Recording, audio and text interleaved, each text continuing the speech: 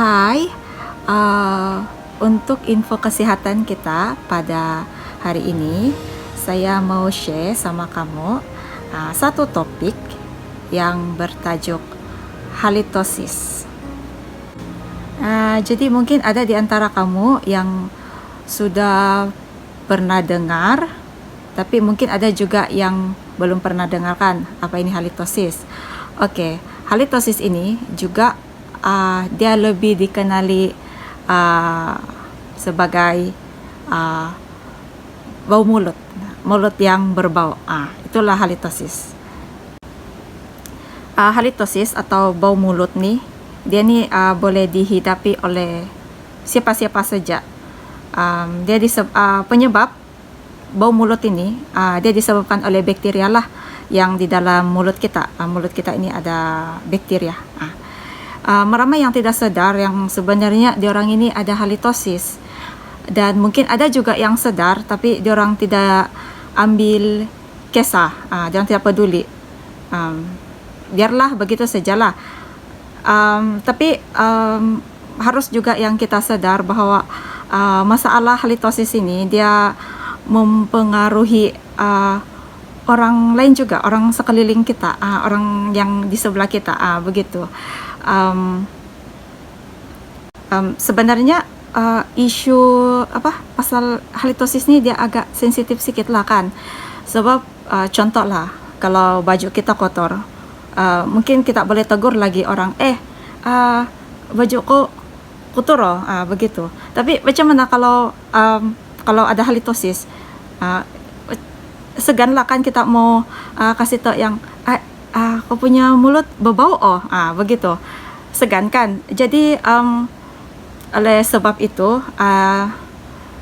dari kita sendiri sajalah, masing-masing lah kita cek kita ni ada bau mulut kah tidak. Mungkin lepas ni kita boleh cek lah, cek napas sendiri begitu kah, ataupun jilat, boleh juga jilat pergelangan tangan, jilat macam ni, tunggu dalam 5 ke 10 saat baru lepas tu kau hidup. Tapi pastikan tangan bersih lah. Jadi apakah faktor yang mempengaruhi halitosis ini ataupun bau mulut ini? Dia boleh saja daripada pengambilan makanan yang kita ambil. Contohnya kita ambil makanan yang memang mempunyai aroma yang sangat kuat, contoh dia petai begitu, memang dia akan menghasilkan bau petai lah di dalam mulut kita. Selain itu juga merokok, pengambilan alkohol, mulut yang kering, penggunaan gigi palsu dan braces yang tidak bersih begitu, yang tidak kasih bersih, dia juga akan menyebabkan halitosis lah. Dan selain itu juga kalau kita nih menghadapi masalah kesehatan, contoh dia kencing manis, penyakit yang kita ada penyakit yang berkaitan dengan hati ataupun ginjal, ada resdung begitu, dia juga akan menyebabkan mulut kita ini berbau lah. Dan yang terakhir, of course lah, tidak berus gigi. Memang kalau tidak berus gigi, mulut pun memang tidak wangi lah, dia bau lah. Jadi langkah-langkah untuk mengatasi masalah ini ialah dengan memberus gigi sekurang-kurangnya 2 kali sehari dengan teknik yang betul lah. Kalau kamu mau tahu teknik berus gigi yang betul, mungkin lepas ni kamu boleh cari di Google ataupun di YouTube macam mana teknik berus gigi yang betul lah. Kalau kita berus gigi tuh pastikan juga kita berus kawasan lidah begitu, kita floss gigi kita untuk buka sisa-sisa makanan yang di celah-celah gigi kita gitu. Kita juga boleh gunakan obat kumur, tapi pastikan obat kumur yang kita ambil itu tidak mempunyai alkohol lah. Sebab alkohol ini dia boleh menyebabkan mulut kering.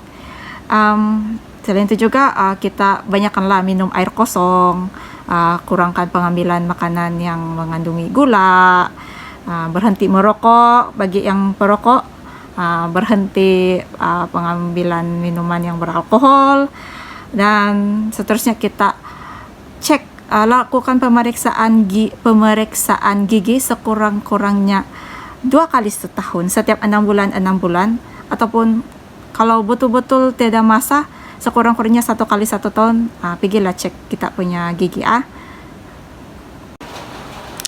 Jadi yang terakhir dari saya, tidak hanya cukup kita jaga kebersihan mulut, kebersihan gigi sahaja, tetapi kita juga perlu pastikan apa yang keluar daripada mulut kita itu pun bersih. Jadi saya mau share sama kamu satu ayat Bible yang terdapat di Efesus 4 ayat 29 yang berbunyi macam ni.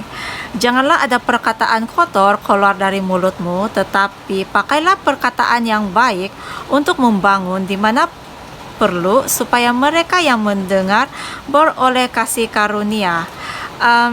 Jadi kata-kata itu mengingatkan kita bahwa kata-kata yang keluar daripada mulut kita ini, dia boleh sahaja menjadi satu berkat kepada orang lain, dan dia juga boleh menjadikan satu hal yang menghancurkan orang lain.